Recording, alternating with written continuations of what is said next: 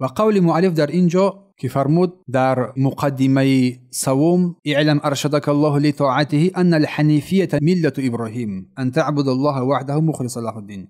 بدون اعلم، بدون الله تو را با اطاعتش هدایت نماید، باز دعا می نماید اینکه حنیفیه دین ابراهیم است و حنیف این است که تنها الله را عبادت کنی، خالصانه دینش را برای او انجام میدهی. کلمه اعلم چگونه که بیان کردیم امر است برای حاصل کردن علم، یعنی امر برای دریافت علم است، یعنی هوشیار و آماده باش تا فهم و یقین قبول کنی هر چه که بر تو از این علم بیان میگردد. گویا میگوید که با دقت و محکم بشنو، علم بزرگ به تو میرسد بدون که الله سبحانه و تعالی تو را به سوی اطاعتش راهنمایی کند. این عبارت امر به آن است که علم را طلب کنی و تو فهم کنی و با یقین بدونی که چی باید کرد. ارشدک الله لطاعته، ارشدک از ریشه رشد است که معنای هدایت به حق و کامیابی و فلاح و نجات و رستگاری می باشد. مقابل غی است. غی گمراهی ضلالت رو میگویند، یعنی الله تو را به راه راست راهنمایی کند و هدایت نماید و فلاح و کامیابی و نجات رو برای تو نصیب روزی بگرداند. ابن قیم رحمه الله تعالی در مفتاح دار سعادت میگوید که الرشد هدایت و فلاح است. رشد این هدایت و فلاح است، نجات و بردباری است. پس معنا الله تو را به سوی راه راست، به سوی راه راست و استقامت هدایت و راهنمایی کند، تو را توفیق بدهد و تو را در این راه ثابت بگرداند. الله میفرماید اولئک هم الراشدون، آنها رستگاران و راست روان هستند، یعنی پیامبران، کسانی که راه حق را استوارانه گرفتند. ارشدک الله لطاعته، از برای اطاعتش تو را راهنمایی کند، به سوی اطاعتش راهنمایی کند، به سوی اطاعت خودش. اطاعت موافقت نمودن امر شریعت است. هر کار، هر عملی که امر شریعت موافقت می‌نماید این اطاعت است. اجرای آنچه که امر کرده است و ترک آنچه که ما را از آن باز داشته است. و بسیاری از علما گفتند که اطاعت همان معنای عبادت است و عبادت باشد یک اسم است که همه کارها و گفتارهای ظاهر و باطن را در بر میگیرد که الله آن را دوست می‌دارد و پسندش است. و شیخ الاسلام در موضوع معنای اطاعت گفتند که اطاعت همان معنای عبادت است و فرمودند که اسم جامع لكل ما يحبه الله و يرضاه من الاقوال والاعمال الظاهره والباطنه، یک اسم جامع است هر آنچه که الله آن را دوست می‌دارد و از آن راضی است، چی گفتار باشد، چی عمل باشد، چی ظاهر و چی پنهان باشد، و اطاعت است. پس اطاعت به معنای موافقت فرمان الله و بازداشتن از نهی او است، یعنی اجرای آنچه که الله با تو امر کرده است و ترک آنچه که تو را از آن باز داشته است. پس علما گفتند که اطاعت خود معنای این عبادت است. گفت اعلم ارشدک الله لطاعته، بدون که الله تو را با سوی اطاعت و فرمانبرداریش راهنمایی کند، ان الحنیفیه ملت ابراهیم. گفت اینکه حنیف ملت ابراهیم است. در اینجا مؤلف رحمه الله تعالی به دین و منهج ابراهیم علیه السلام اشاره میکند، یعنی بدون که حقیقت حنیفیه یعنی دین حقیقی این دین ابراهیم علیه السلام است. کلمه ان الحنیفیه ان در اینجا به معنی تاکید است. حنیفیه، حنیف از جهت لغوی معنایش مایل کردن است، یعنی روی گرداندن از همه گونه شرک و کفر و روی آوردن به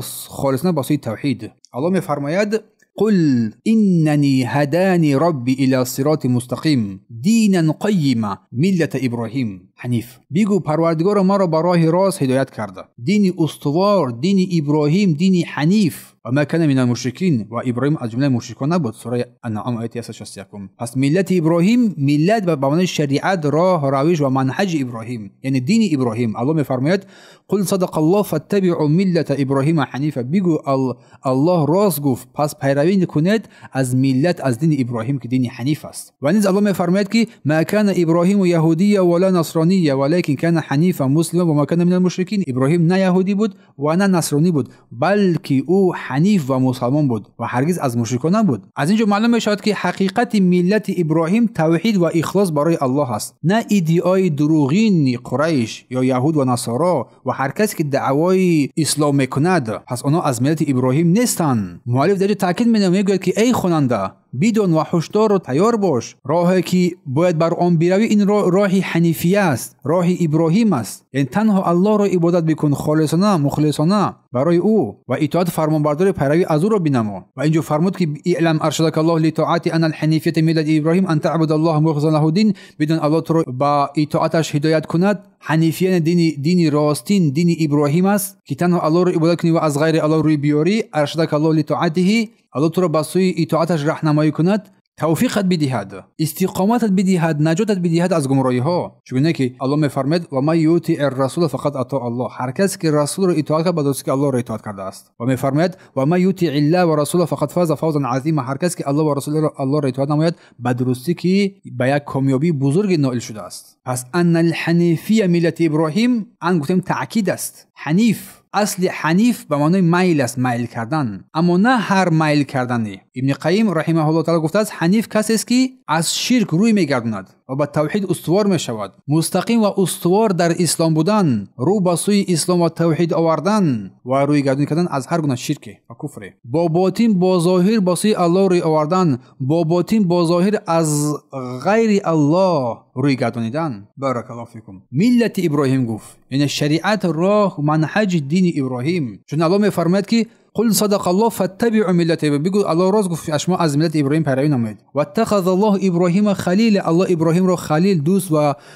دوستی بسیار نزدیک خود قرار داد. او پدر پیامبران است، یکی از اولوالعزم رسولان است و حال ابراهیم علیه السلام یکی از نمونه های کامل توحید به سوی آن راهنمایی کردن. این آیه ها رد دعوای کسانی که خود را ملت ابراهیم میگیرند، خود را مسلمان میگیرند است. در زمان پیامبر بسیاری قوم ها، قریشی ها، یهودی ها، نصرانی ها ادعا میکنند که ما در ملت ابراهیم هستیم و الله رد بر آنها کرد. گفت ما کان ابراهیم یهودیان. ابراهیم یهودی نبود ولا نصرانی و نصرانی نبود، ولیکن کان حنیفا. حنیف بود، مسلمان بود و از مشرکین نبود. پس ملت ابراهیم این توحید است، خالصانه بدون شرک. پس حنیفیت این رویگردانی از هر گونه شرک و به سوی توحید. ملت ابراهیم این دین حق است، دین برگزیده است، یعنی دین اسلام است، با تمام شناسایی با توحید و اطاعت فرمانبرداری از الله. هر کسی که ادعای ملت ابراهیم میکند، ادعای اسلام نماید و که ولیکن شرک میارد و کفر و عملهای کفر انجام میدهد و در ادعا کردنش دروغین است، دروغ گفته است. چون الله فرمود که شما از ابراهیم علیه السلام ملت حنیف است، از او پیروی نمایید. پس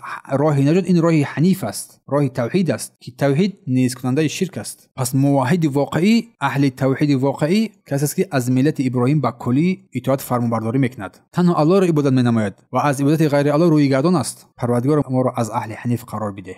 ان تعبد الله وحده مخلصا له الدین. گفت که تنها الله را عبادت کنی خالصانه و مخلصانه. ان تعبد الله این بیان تفسیر واقعی از ملت ابراهیم علیه السلام است. عبادت کردن تنها از برای الله، عبادت تنها از برای الله قرار بدهی و عبادت با دو رکن اساسی اعتبار داده می شود. عبادت الله یگانه، تنها تمام نوعهای عبادت از برای او قرار بدهی که مؤلف در آینده باز در بعدی باز نوعهای عبادت برای ما بیان می‌نماید. و ترک عبادت نمایی، هر نوع عبادت از برای غیر الله کنی. پس عبادت بدون اخلاص پذیرفته نمی‌شود. عبادت با آمیختگی با شرک پذیرفته نمی‌شود. عبادت بدون توحید پذیرفته نمی‌شود. پس عبادت باید با اخلاص سپس توحید باشد. پس گفتیم که معنای عبادت این خاری و فروتنی است و در شریعت یک اسم جامع است که برای هر آن عمل و گفتار ظاهری و باطنی که الله آن را دوست می‌دارد و از آن راضی می‌شود است. پس این اشاره به تمام نوعهای عبادت رو در بر میگیرد: دعا، محبت، توکل، سوگند، قسم خوردن، قربانی، سجده، نماز، ذکر، رکوع،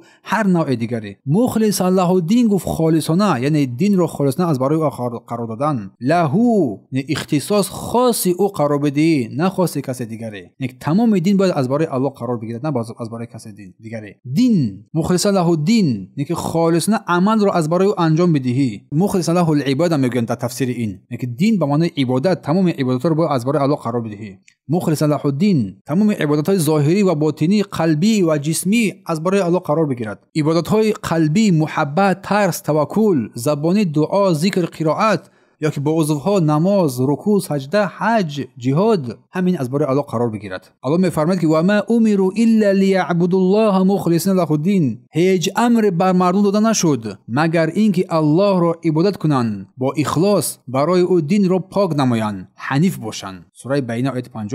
پس حنیفیت این توحید است، یعنی خالص ساختن قلب و تمام نوعهای عبادت از هر گونه نوع شرک و روی آوردن کاملی کلی با سوی توحید، جمع نمودن تمام عبادت از برای الله و ترک کلی تمام نوعهای عبادت از برای غیر الله. از برای غیر الله تنها الله عبادت شد با اخلاص، تنها برای او، از شرک روی گردان باشد. عبادت که بر قلب، با زمان، با اعمال، با اخلاص انجام داده شود، با محبت، با صدق و محبت. این است مسائلی که انسان سه مسئله که انسان باید از این با خبر شود. هرگز از این سه مسئله بی خبر نماند، چون بی خبری از این سه مسئله سبب هلاکت انسان میگردد.